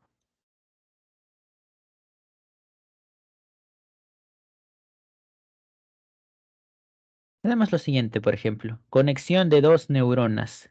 Y a través del axón lo que se va a dar es, ¿qué cosa? A través del axón se da el impulso nervioso. A través de una neurona va a recorrer el impulso nervioso. ¿Qué es lo que sucede? Una neurona va a estar conectada a otra. ¿Cómo transmite esa información esta neurona? El axón de una neurona está conectado al soma de otra neurona. Y esa transmisión de información de neurona a neurona se da a través de algo llamado sinapsis. Sinapsis, esto es la sinapsis. ¿Dónde se transmiten qué cosa? ¿Dónde se transmiten los llamados neurotransmisores?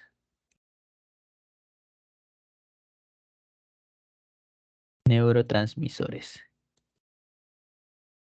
Esos neurotransmisores pasan a la siguiente neurona y a partir de acá, otra vez impulso nervioso hasta llegar ya sea al cerebro, hasta llegar a la médula espinal o hasta llegar a otra neurona. La cuestión es que de esa manera las neuronas se transmiten información a través del impulso nervioso a lo largo de una neurona y luego a través de la sinapsis, pasando de neurona a neurona. ¿Cómo específicamente? Eso ya lo veremos en el tema de sistema nervioso. ¿Ok? Finalizando así con la clase del día de hoy. ¿Hasta acá tienen alguna pregunta? Profesor, entonces las neuroglias son células que protegen a la neurona. Sí, son como células asistentes, ¿no? La ayudan en todo lo posible. ¿Y profesor, qué era el tamizaje? Tamizaje es rellenado.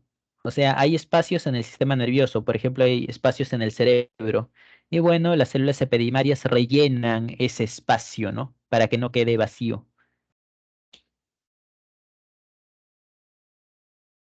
Ok, profesor. Bien, si no hay preguntas, entonces paso a darle las claves de la separata.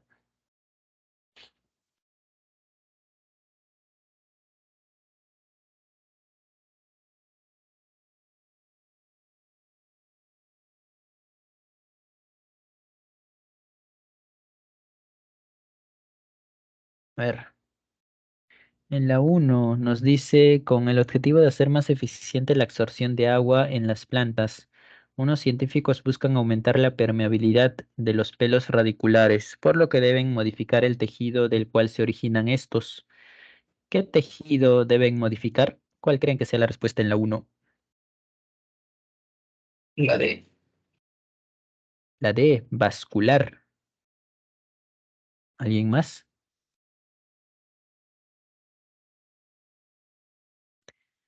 Nos hablan de pelos radiculares.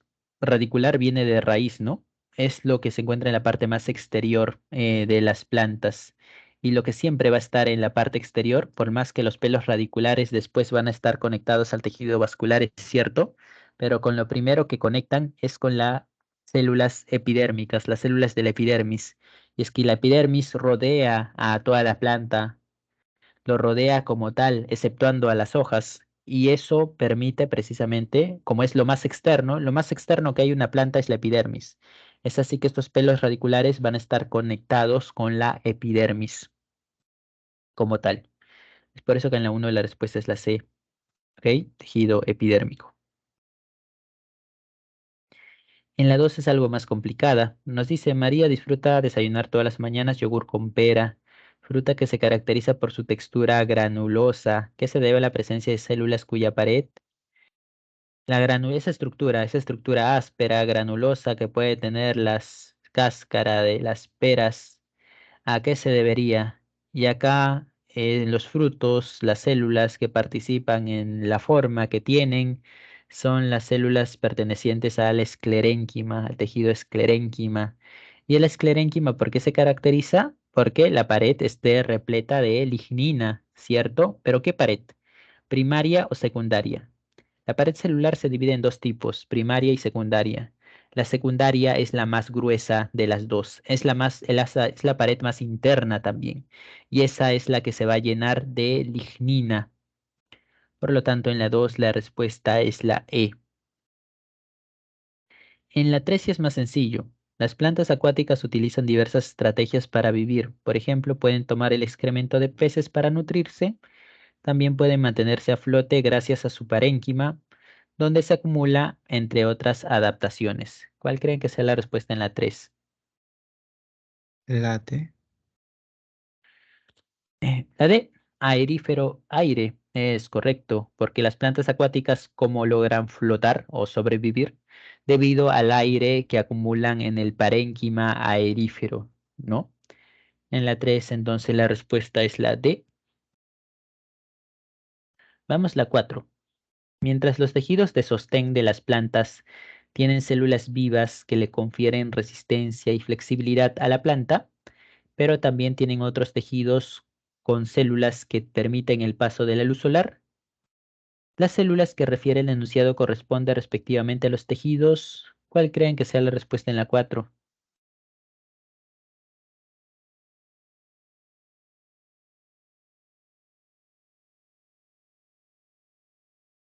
La B. La B, colénquima y parénquima clorofiliano. Veamos. Mientras los tejidos de sostén de las plantas tienen células vivas que le confieren resistencia, tejidos de sostén, células vivas, colénquima, ¿cierto? Pero también tienen otros tejidos con células que permiten el paso de la luz solar. Luz solar, ¿para qué sirve? Fotosíntesis. ¿Quién se encarga de ello? El parénquima clorofiliano. Muy bien, la 4 la respuesta es la B. En la 5, la epidermis de los vegetales carece de cloroplastos, pero tiene una capa gruesa denominada cutina que hace impermeable al tejido. Sin embargo, toda célula necesita realizar el intercambio entre el aire y la célula vegetal. Por ello, el intercambio de gases se realiza por la participación de las células. ¿Quiénes se encargan del intercambio de gases? Las oclusivas. La Las B. células oclusivas, ¿no? Sí, exacto, la B. La 5, la respuesta es la B. En la 6, algunas plantas denominadas carnívoras, para atraer, atrapar y digerir insectos, secretan una solución azucarada que forma gotitas visibles a través de la superficie de las hojas y actúan como papel matamoscas. ¿Qué estructura de la planta están relacionadas con dicha secreción? ¿Cuál creen que sea la respuesta? Los pelos glandulares. Mm, en realidad acá son los nectarios. Aunque mencioné que los nectarios obviamente secretan néctar y te sirve especialmente para la polinización, casi todas las plantas lo usan para ello. Hay algunas excepciones, como las plantas carnívoras, que secretan néctar también, pero no para que las polinicen, sino para atraer a los insectos. O sea, el néctar de por sí siempre va a atraer a los insectos, porque es dulce, porque es su alimento, solo que en algunos casos las plantas lo utilizan para que de esa manera polinicen, realicen la polinización, y en este caso lo utilizan como una trampa, ¿no? Como carnada. En la 6 la respuesta es la B.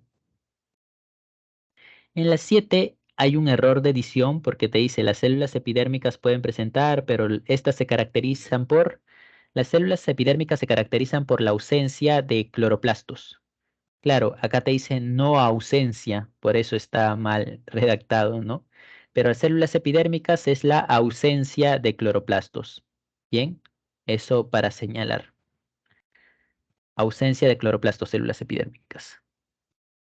En la 8 son células vivas que han perdido su núcleo, pero no es un impedimento para el funcionamiento de estas células, ya que se presentan que colaboran con su supervivencia y la ejecución del transporte de la savia. Células vivas. ¿Qué transportan las células vivas? Es el floema, ¿no? Y eso te transporta la savia elaborada. Ahora, ¿quiénes ayudan a estas células? Porque las células del floema no tienen núcleo, eso es cierto, ¿De dónde consiguen proteínas? Bueno, hay unas células que le ayudan y esas células se llaman células acompañantes o también llamadas células anexas. En la 8 es la C. En la 9, la piel es el órgano más grande del cuerpo debido a que lo cubre por completo. Cumple con muchas funciones vitales. Sin embargo, la piel no puede. ¿Cuál creen que sea la respuesta en la 9? ¿Qué no puede hacer la piel? La A. La A, sí, es cierto, dar soporte a otros órganos, porque de todas maneras la piel es la parte externa, ¿no? No confundir con epitelio. Epitelio no es lo mismo que la piel. Epitelio es el tejido que está interno, externamente, ¿no? La piel es sencillamente externa. La 9 es la A. Lo otro es cierto, regula la temperatura, sí, realiza actividades sensoriales, el tacto, impedir ingresos de bacterias, sí, nos cubre todo el cuerpo y asimismo es una protección. En la 10, la gelatina de Wharton está conformada por células mesenquimales que luego se convertirán en fibroblastos. Consiste en matriz extracelular especializada de aspecto gelatinoso, compuesto principalmente por ácido hialurónico y fibras de colágeno.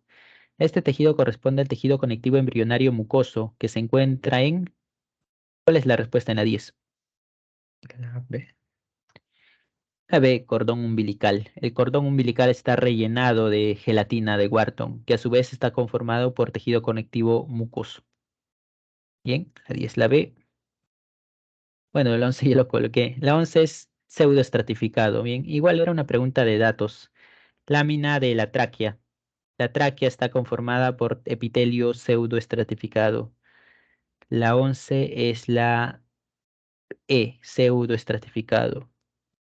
La 12, los animales que hibernan para proveerse de energía acumulan grasas pardas en sus tejidos, lo que se caracteriza por tener células que poseen. La grasa parda se caracteriza por tener un núcleo central y muchas gotas de grasa como tal. ¿Ok? En la 12 es la C. Núcleo excéntrico, una vacuola grande, eso es propio del tejido blanco. En la 12 la C. En la 13 es más rebuscada porque nos dice tal, falleció a los 33 años debido a que padecía hemofilia. Al realizar análisis de sangre se ha hallado que presentaba plaquetas rotas por lo que no podía liberar cierta proteína. Y de ahí dicha condición. ¿A qué proteína se hace referencia? Una persona hemofílica no es capaz de liberar tromboplastina. Bien. En la 13 la respuesta es la B, algo más rebuscada la pregunta. Veamos la 14. Tras la estimulación de una fibra muscular, el retículo endoplasmático rugoso, acá es incorrecto, ¿ok? Acá es liso. El liso se encarga de liberar calcio y de esa manera va generando la contracción muscular. Ahora, este aumento de calcio ocasiona el deslizamiento de los miofilamentos, los delgados sobre los gruesos en la sarcómera. O sea, lo que les mencionaba, los miofilamentos se juntan de tal manera que van a desaparecer una de las bandas, ¿no? La banda que desaparece es la banda H. En la 14 la respuesta es la D. Y finalmente la 15. Además de liberar enzimas que colaboran en la degradación de proteínas, el estómago permite la degradación mecánica de los alimentos mediante movimientos peristálticos. ¿Cuál sería una de las características de las células del músculo encargadas de esos movimientos? Estómago, músculo, tejido muscular liso. ¿Cuál es la característica del tejido muscular liso? ¿Forma cilíndrica? No. Un núcleo, sí, un núcleo. Núcleos periféricos, eso es el estriado esquelético, uno o dos núcleos, estriado cardíaco, discos intercalares, eso es estriado en general. Acá la respuesta en la 15 es la B, solo presentan un núcleo. ¿Ok? Entonces, de esa manera finalizamos con la clase del día de hoy. Espero que hayan entendido gran parte y ya nos vemos la próxima semana. Hasta luego a todos. Chao, chao, profesor. Hasta la próxima semana. Hasta luego. Chao, profe, cuídate.